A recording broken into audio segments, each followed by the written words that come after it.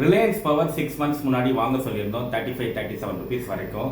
அது வந்து 72 ருபீஸ் வரைக்கும் போச்சு. அப்பயே நான் சொல்லியிருந்தேன் யாரெல்லாம் ஷார்ட் டேர்ம் இருக்கிறவங்க ப்ராஃபிட் புக் பண்ணலாம் அப்படின்னு சொல்லியிருந்தேன். அதுக்கப்புறம் 72லேருந்து கொஞ்சம் கொஞ்சமாக ப்ரைஸ் கம்மியாகிட்டு இப்போ 45 ருபீஸ் வந்திருக்கு.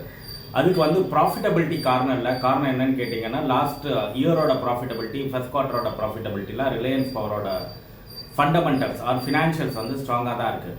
இந்த ப்ரைஸ் வந்து 72லேருந்து திருப்பி 45 வர்றதுக்கான காரணம் என்னன்னு கேட்டிங்கன்னா அவங்க வந்து ஒரு ஃப்ராட்லண்ட் பண்ணிட்டாங்க. ஃப்ராட் பண்ணி தான் நம்மளுடைய லோன் எல்லாம் க்ளோஸ் பண்ணியிருக்காங்க அப்படின்னு ஒரு இடி ரைடு, அதுக்கப்புறம் இன்கம் டேக்ஸ்லேருந்து ஒரு நோட்டீசஸ், அது மாதிரி நிறைய அலிகேஷன் வந்ததுனால கண்டினியூஸாக 5% லோயர் சர்க்கியூட்டில் ஃபாலோ ஆகிட்டே வந்திருக்கு.